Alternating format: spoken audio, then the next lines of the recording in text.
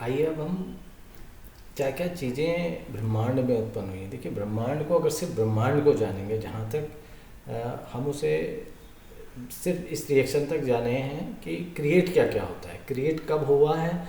जब dark energy और light energy दोनों आपस में मिली है और फिर रिफ्लेक्ट अपनी अपनी जो पोजीशन है वहाँ जाने की कोशिश करी है। ठीक है ना। तो इस कोलिजन में एक रेजिडुअल बच जाता है जिसको हम मैटर कहते हैं। ठीक है ना। और जो स्पेस बनने का, उसके बाद स्पेस बनने का कारण ये एक है कि जो ये मैटर एग्जिस्ट हुआ है, जो प्रोड्यूस हुआ है, उसे इतनी ही एनर्जी ये भी छोड़ता है लाइट रेडिएशन, और इतनी एनर्जी मैग्नेटिक रेडिएशन छोड़ता है जो रेजिडुअल फॉर्म में रह जाती है, जो आपको दिखाई देती है। ठीक है ना। तो उसको हम क्या कहते हैं? उसको कहते हैं विजुअलाइज एनर्जी, और ये एंटी एनर्जी है। ठीक है ना। ये आप एनर्जी इसको यूज़ तो करो, लेकिन है एंटी एनर्जी ना, क्योंकि इसकी एनर्जी तो अपने पास है, इसकी एनर्जी भी अपने पास है। भाई इन्होंने तो सिर्फ एक ऐसी एनर्जी छोड़ी है जो मैटर क्रिएट हुआ है उसको ख़त्म करने के लिए। और ये प्रोसेस जो इसे देख रहे हो, ख़त्म होने का प्रोसेस जो देख रहे हो, जो डिस्ट्रॉइंग जो ये फेस है, ये जो विजुलाइज हो रहा है आपको, इसी को आप ब्रह्मांड कहते हो। तो उस ब्रह्मांड में क्या क्या क्रिएट होते हैं? एक तो स्टार क्रिएट होता है, जहाँ रिएक्शन स्टार्ट हो चुकी है, मैटर नहीं, कहीं मैटर का कोई एग्जिस्टेंस नहीं होता है, उसको कहते हैं स्टार्स। ये जलता रहता है और तपता रहता है और ऊर्जा रहता है। तो इसमें दोनों हैं, एक जहाँ से लाइट रेडिएशन और साथ में मैग्नेटिक फील्ड, क्योंकि भाई मैग्नेटिक की भी तो भाई ऊर्जा तो दोनों ही छूटी है, इलेक्ट्रिक भी छूटी है और मैग्नेटिक भी छूटी है।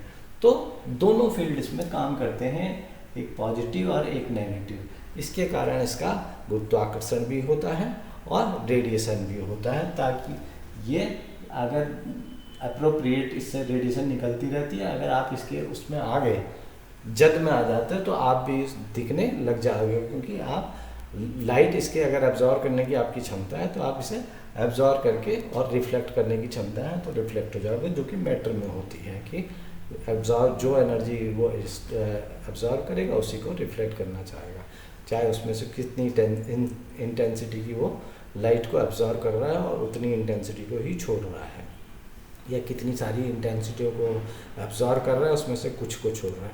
ये तो प्रॉपर्टीज़ मैटर में होता है, और डिफरेंट टाइप के ऑफ मैटर बनने लगते हैं। बने जो मैटर है वो अलग अलग तरीके से एक्टिवेट होने लगे हैं। किसी में ज़्यादा है इंटेंसिटी, इस तरीके से अलग अलग आप मैटर को देखने के लिए मिलेगा आपको, और अलग अलग गैसेस फॉर्म देखने के लिए मिलेगी। कोई आपको बिल्कुल लिक्विड का ही ग्रह दिखने लग जाएगा। तो सब उसकी उन चीज़ों पे है कि वो खींचता क्या क्या है, सोखता क्या है और रेडिएट क्या करता है। तो इन दोनों प्रॉपर्टीज़ पे डिपेंड है मैटर आपको कैसा दिखता है। लेकिन अब ये जो लिक्विड है, गैसेस फॉर्म है, भाई जो है वो गैसेस फॉर्म आकाशगंगा में ही तो है। जो लाइट रेडिएशन छूट गई है, जो आपको दिख रही है, वो क्या क्रिएट कर लेती है? वो आकाशगंगा क्रिएट कर लेती है, और जो मैग्नेटिक है वो पाताल गंगा क्रिएट कर लेती है।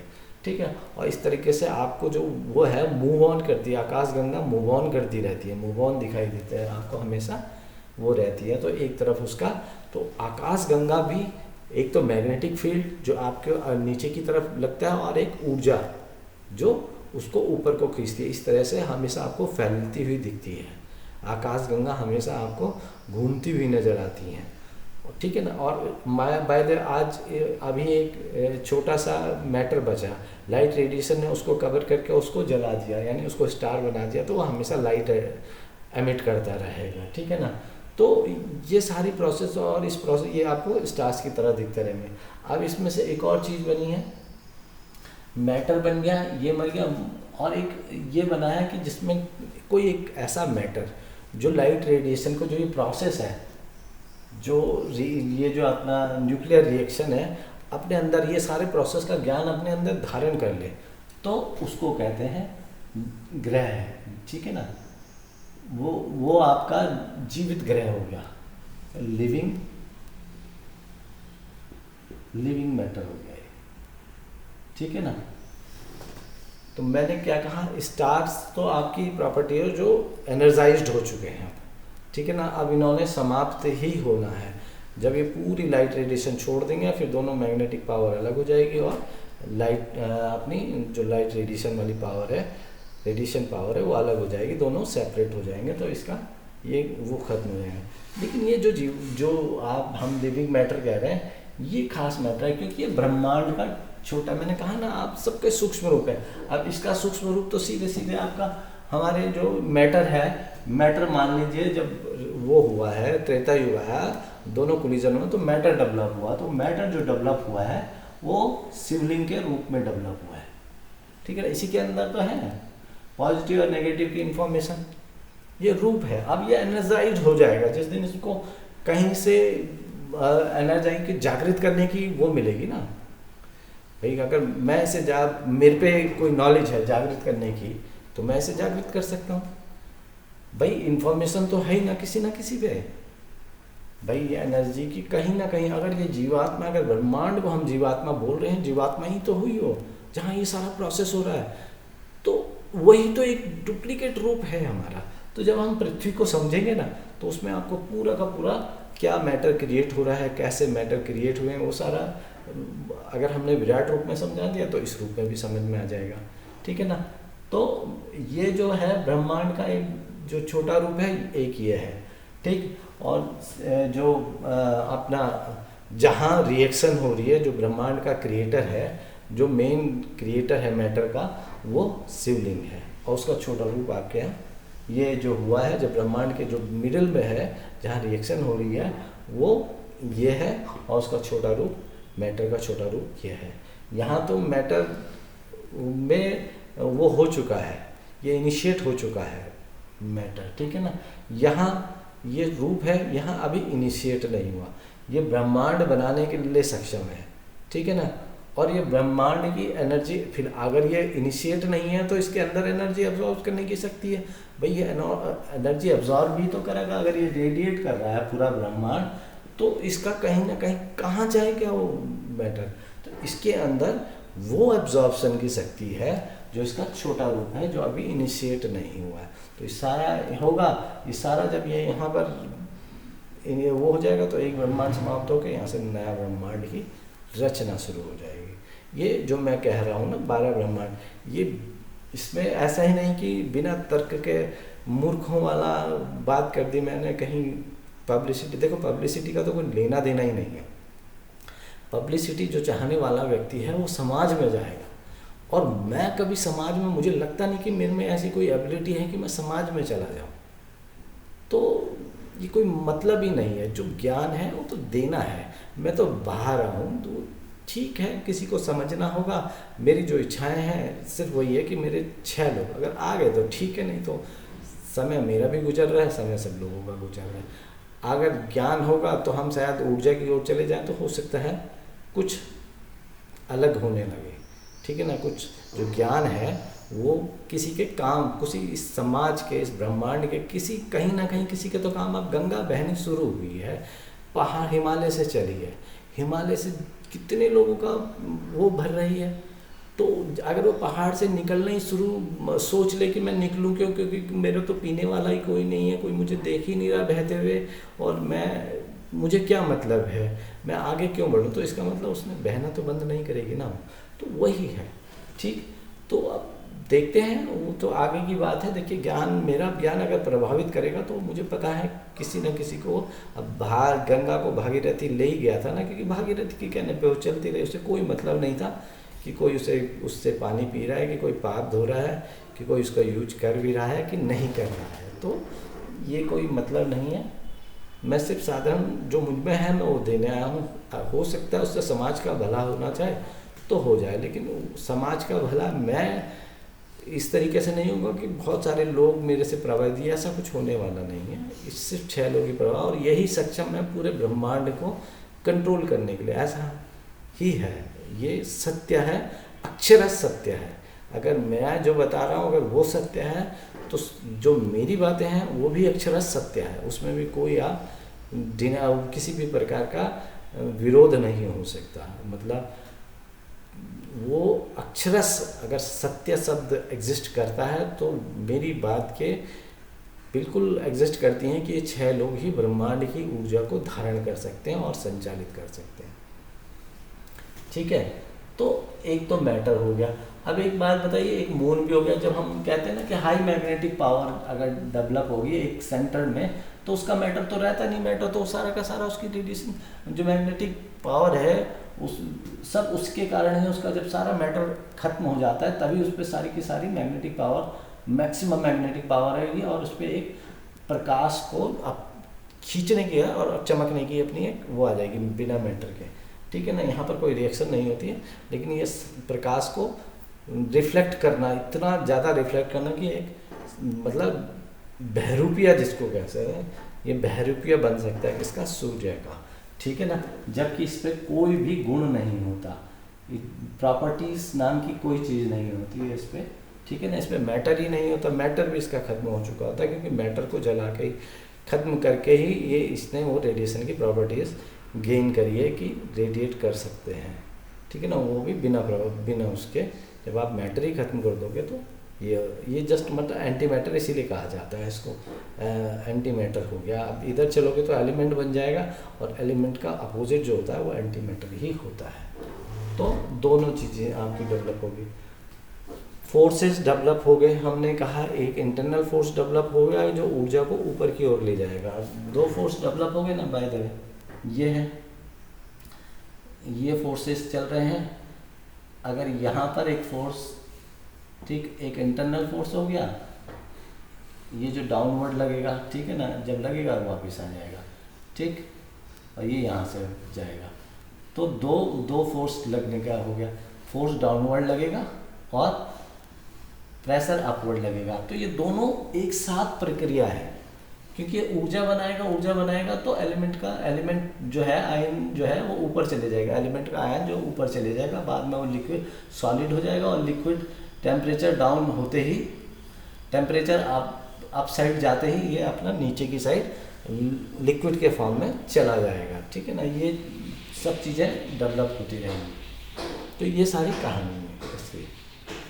अब इसमें बचा, आप ये बताइए, फोर्स भी हो गया, तो ऊर्जा हम इस तरीके से करते हैं, इसे एनर्जी कर लेते हैं और इसे डाउनवर्ड फोर्स कर लेते हैं। तो ये कंटिन्यूस एक साथ प्रोसेस है। मैटर जो फॉर्मेशन है वो एक साथ प्रोसेस है। अगर आप मैटर की एनर्जी को लिबरेट कर रहे हो तो कहीं ना कहीं ऊर्जा आपकी लिबरेट होनी चाहिए, और जो ऊर्जा लिबरेट होनी चाहिए उसके कारण कोई ना कोई मैटर जरूर बनना चाहिए। अगर वो मैटर नहीं बना रहा है तो वो आपकी इक्वेशन ही गलत है, जो E इज टू